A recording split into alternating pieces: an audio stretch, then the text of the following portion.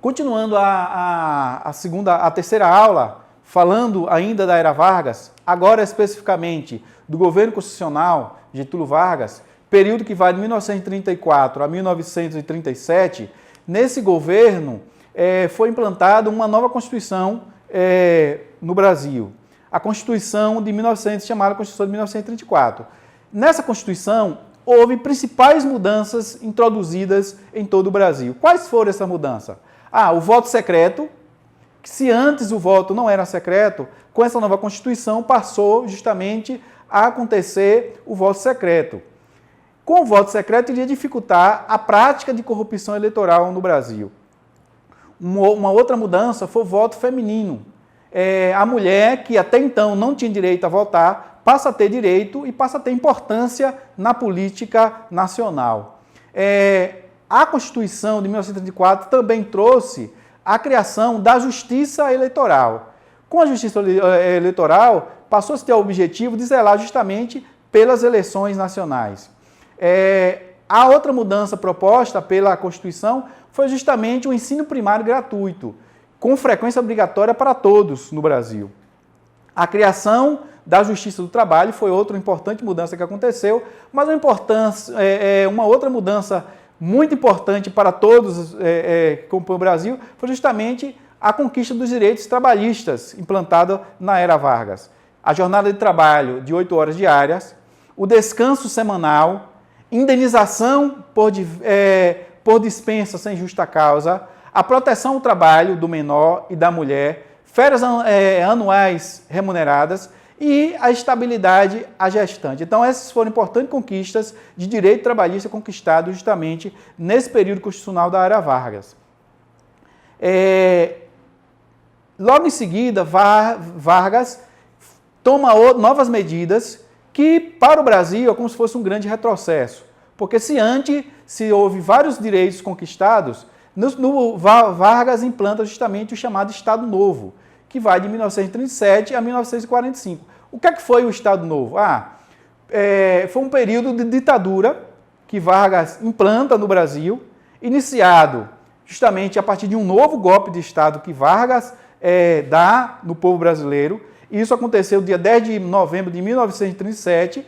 Existia eleições para presidente marcadas logo para o início de 1938, justamente porque, de acordo com a Constituição, que antes estava em funcionamento, a Constituição de 1934, justamente existia previsão de uma nova eleição 4 anos posteriormente. Mas aí Vargas, de forma autoritária e com característica bastante fascista, é bom lembrar de que o fascismo estava acontecendo na Itália, o nazismo na Alemanha, então assim, tendo princípios fascistas e nazistas, justamente Vargas, com desejo de se manter, de continuar no poder, ele justamente implanta uma ditadura no Brasil. Aí, novamente, ele fecha o Congresso Nacional, impõe ao país a sua Constituição, a Constituição de 1937.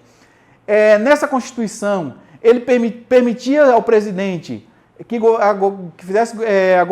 pudesse governar por decreto-leis. O que é o decreto-leis? Leis impostas pelo próprio presidente. E aí, mais uma vez, a centralização de poder na mão justamente do presidente. As eleições passaram todas a ser suspensas. Nesse período do Estado Novo, de ditadura de Vargas, não mais existia eleição. As greves proibidas, também houve a proibição das greves. E os sindicatos passaram a ser agora, na verdade, controlados pelo governo. E, além disso, ele tomou outra medida que foi fazer a extinção de todos os partidos políticos que existiam no Brasil. Ainda no Estado Novo, é bom lembrar de que assim, Vargas, ele não se manteve no poder só por meio da violência ou do processo autoritário. Ele adotou um conjunto de medidas políticas importante para o Brasil, mesmo durante esse período chamado período ditatorial. Quais foram o conjunto de medidas adotadas por ele? Nas áreas de trabalho, na área da educação, da saúde. E ele também tinha um cuidadoso programa para exercer sua dominação. E aí o programa de rádio era algo muito importante, muito utilizado por ele. Qual foi a característica fundamental do governo Vargas no período do Estado Novo, desse período ditatorial? O trabalhismo. E o que é o trabalhismo? Conceder benefícios reais para os trabalhadores da época. Logo, Vargas tratou de anunciar a consolidação das leis do trabalho, a CLT, que é justamente a CLT que até hoje ainda permanece na organização dos trabalhadores brasileiros. Em seguida, Vargas também fazia programa para despertar no trabalhador sentimento de gratidão e retribuição. Então, imagine só, ele tomava-se medidas importantes para o trabalhador, claro, não pode se negar que essas medidas são importantes, mas, no entanto, ele fazia todo um trabalho de propaganda para despertar um sentimento de gratidão e de retribuição ao trabalhador. Logo, ele divulgava, amplamente os direitos trabalhistas usando jornais, as rádios, e aproveitava-se também para fazer comemorações cívicas justamente para trazer claro, para apresentar de claro esses direitos trabalhistas para o trabalhador. Um exemplo que poderíamos mencionar, para o 1º de maio, durante o governo ditatorial de Vargas, foi o Dia do Trabalhador, onde ele aproveitava para também fazer comemorações, desfile cívico, para mostrar ao trabalhador as medidas que ele trazia, o importante, e de certa forma beneficiava aos trabalhadores. Para finalizar essa aula de hoje, justamente desse novo período de Vargas, do período constitucional, e do Estado Novo, período ditatorial, a gente traz duas frases, uma que frisa justamente sobre a ideia do trabalho, onde ele diz que o trabalho é o maior fator da elevação da dignidade humana. Então, justamente, assim, as medidas que ele tomava de benefício aos trabalhadores, então a frase remete um pouco a isso.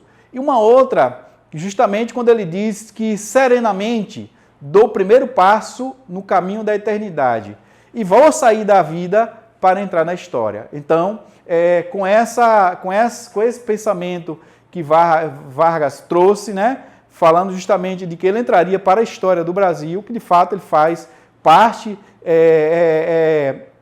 um sujeito, podemos dizer, importante na história do Brasil, com todo esse período, com todas as dificuldades e com todo o processo que aconteceu, que fez parte da República Brasileira hoje. Então, assim, valeu, meus queridos alunos do 9º ano, aproveite bem, esperamos que vocês possam se aproveitar desses momentos importantes, dessas nossas aulas, para que possa continuar os seus estudos.